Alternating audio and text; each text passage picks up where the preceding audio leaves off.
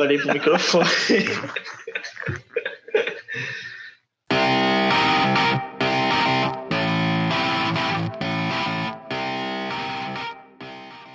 E aí, galerinha do Minerando Ideias, voltamos Beleza? com mais um vídeo para o canal. Neste vídeo, especificamente, vamos falar sobre mineração de Bitcoin.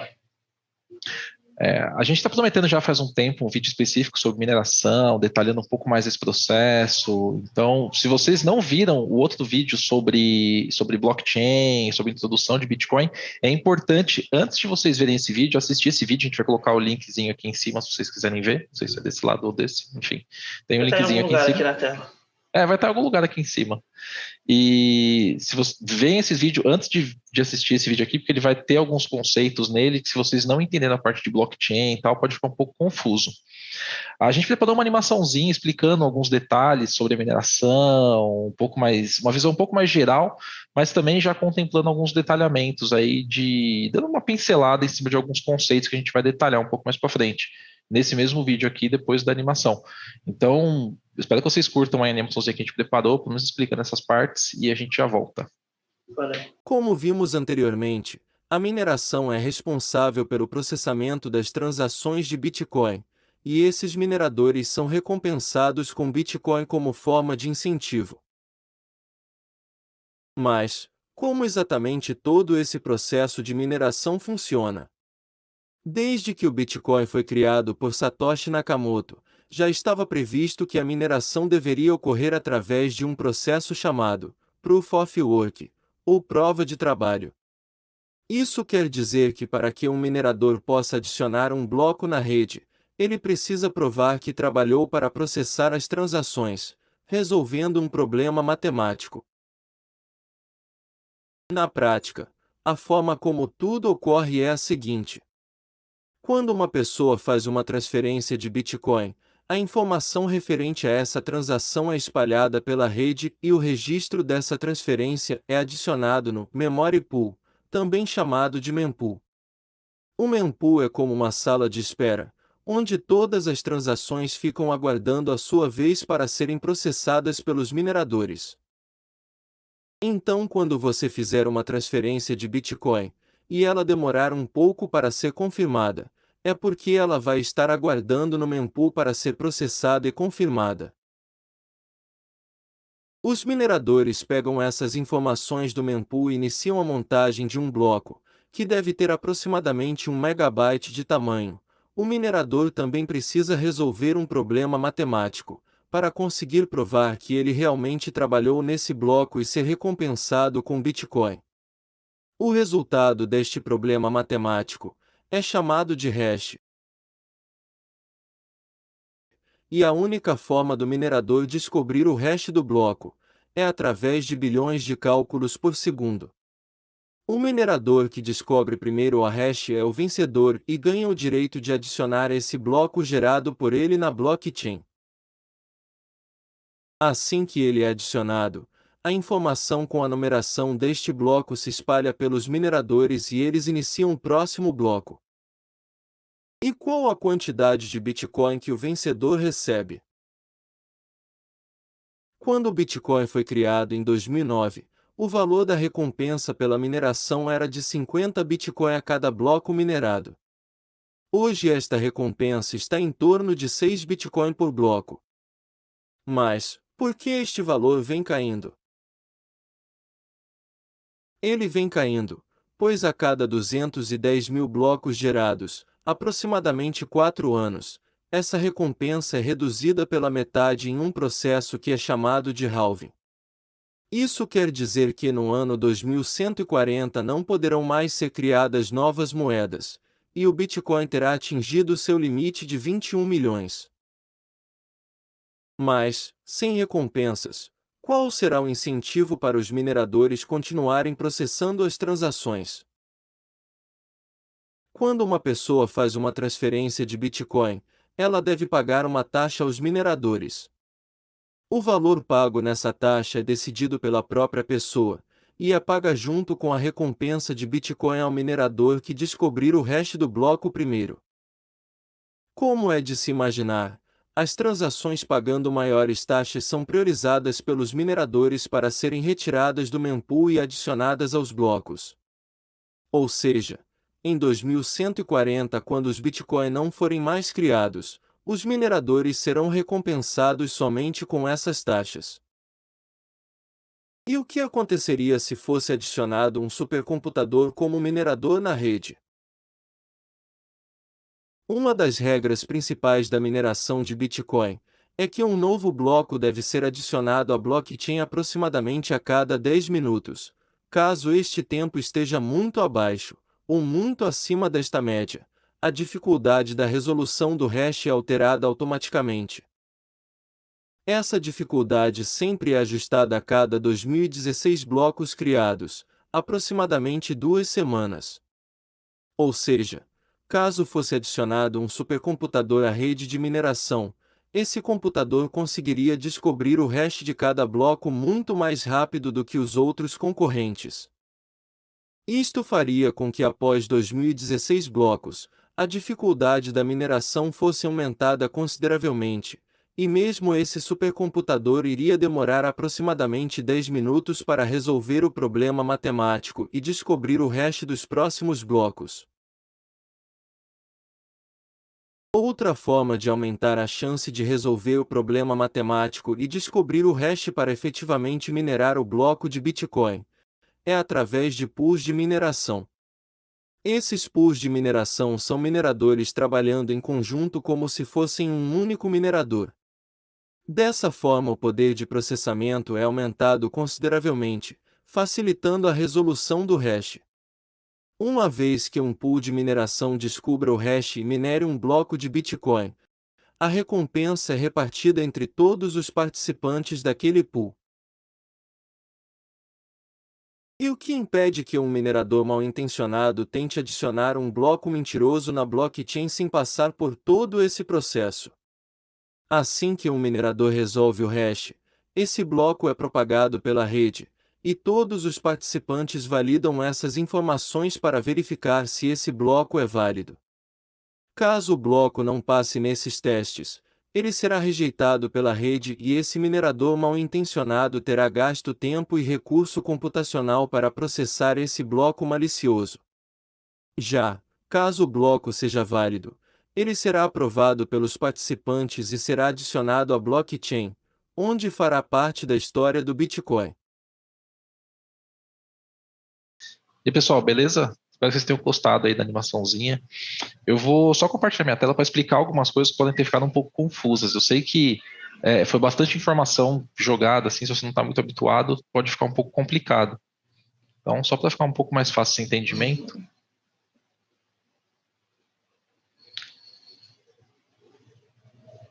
Beleza. Tá, aqui a gente está vendo um bloco, na verdade esse daqui foi o último bloco minerado até esse momento, tá? Esse daqui é o hash do bloco, ou seja, o hash que foi descoberto pelo minerador que minerou esse bloco aqui e conseguiu validar ele na rede, propagar ele. A dificuldade que a gente mencionou no bloco, ela é estipulada pela quantidade de zeros que tem no hash. Então, assim, para aumentar ou diminuir a dificuldade de mineração, a quantidade de zeros que devem ter nesse hash, ela é alternada. Então, isso é o que diferencia, por isso que tem vários zeros aqui antes de começar efetivamente o hash, né? Na verdade, tudo isso aqui é considerado hash, mas os valores, né, que são diferentes de zero aqui são os que estipulam essa dificuldade, tá? Que são definidos por isso. O height aqui, né, a altura, na verdade, é o número do bloco, especificamente o número que ele está, a quantidade de confirmações que ele tem, lembra que a gente colocou no videozinho que ele propaga esse bloco e ele vai ser confirmado depois de uma série de validações e tal. Os blocos mais antigos, se você voltar, você vai ver que a quantidade de confirmações deles tende a ser um pouco maior. Mas ainda assim ela é baixa porque esses blocos são muito recentes. Aí você pode estar se perguntando, mesmo com o número baixo, essas transações já são efetivamente confirmadas? Sim, e uma vez que o minerador minerou um bloco, ele só vai receber aquela recompensa e efetivamente conseguir gastar ela depois de aproximadamente 100 blocos, tá? Se eu não estiver equivocado. Mas conforme você vai voltando, você vai ver que tem mais confirmações aqui. Outro ponto interessante é o tamanho do bloco, né, que a gente mencionou que ele tem que ter na média de 1 mega ali. Alguns tem menos, outros tem mais, daqui tem quase 1,5. Esse daqui tem bem menos. um ponto importante do porquê que tem pouco, também alguns são bem pequenos, é que quando o minerador ele resolveu um bloco, ele propagou esse bloco, ele não tem por que ele ficar perdendo tempo, né, ocioso, ele já começa a trabalhar no próximo bloco. Então, é possível que nesse meio tempo ele consiga resolver um outro bloco e consiga já propagar esse outro bloco também. E aí ele vai ter um número bem pequeno de transações, alguns são até vazios. Você pode minerar blocos vazios, né, não é um problema.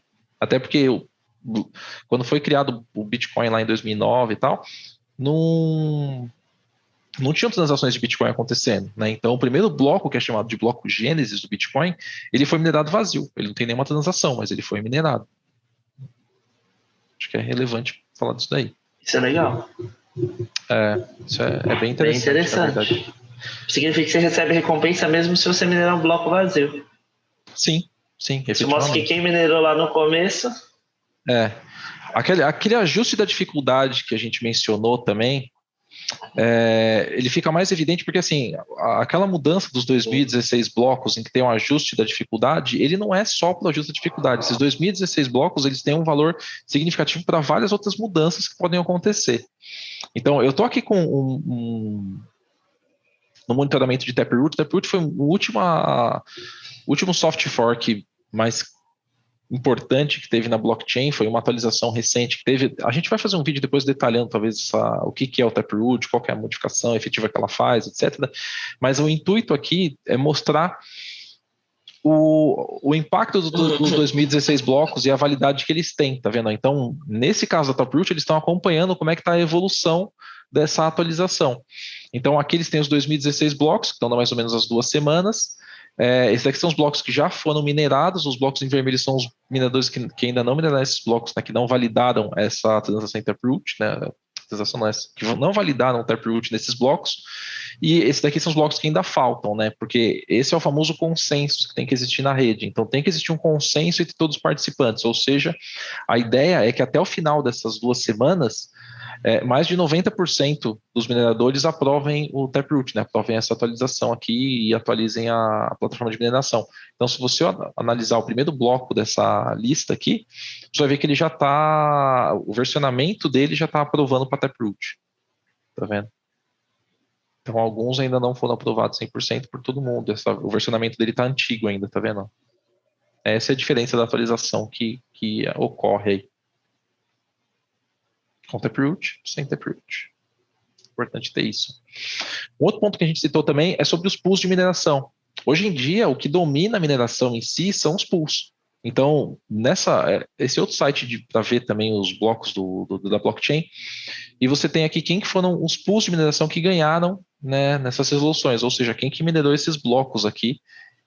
Nesse caso aqui do bloco 68, 65, 25, o pool F2 pool foi o pool que conseguiu minerar esse bloco. Inclusive é interessante você ver a distribuição do poder de mineração entre esses pools. Tá? Aqui, por exemplo, é a distribuição de hash de mineração nos pools que existem na blockchain atualmente. Quais pools têm mais poder de mineração, né? Exato. Esse aqui é um desconhecido, inclusive. Mas enfim, o Antipool está aqui, é um antigo também, o F2 Pool, o pool que a gente estava vendo ali. Não, o F2 Pool. Esse pool aqui, ele conseguiu resolver esse bloco aqui, ou seja, ainda estão minerando drasticamente. Sim. É legal explicar isso para o pessoal, que demonstra que se você tiver uma máquina só, você precisa de um pool, né, Meryl? Isso é até um ponto que eu queria citar. No vídeo, a gente até comentou sobre se você colocar um supercomputador que tem um poder de mineração maior, como é que isso acontece. Hoje em dia, essa mineração já não é mais feita por computador. Originalmente, lá em 2009, 2010, você conseguia minerar bitcoins com computador ainda. Mas em 2013, já tinha muita gente minerando com placas GPU. Então, eu peguei um post do Gizmodo aqui de 2013, em que eles mostram alguns rigs de mineração de Bitcoin de 2013, que o pessoal já estava usando GPU, já estavam usando essas tecnologias para tentar aprimorar. Tá? Inclusive, aqui nesse mesmo artigo, eles citam que, além das GPUs, já tem algumas empresas desenvolvendo ASICs, né? O que são ASICs? São hardwares específicos para mineração. Então, você ter um equipamento, um hardware, que vai exercer um poder de mineração, um hash rate, né, muito mais alto do que qualquer computador com GPU que você puder levar. Então, nesse caso aqui, eu acho que o ASIC que eles estavam comentando era da Avalon, que é uma empresa que até hoje eles fazem ASICs também para mineração, etc. Só que hoje em dia quem domina o mercado de mineração é a Bitmain.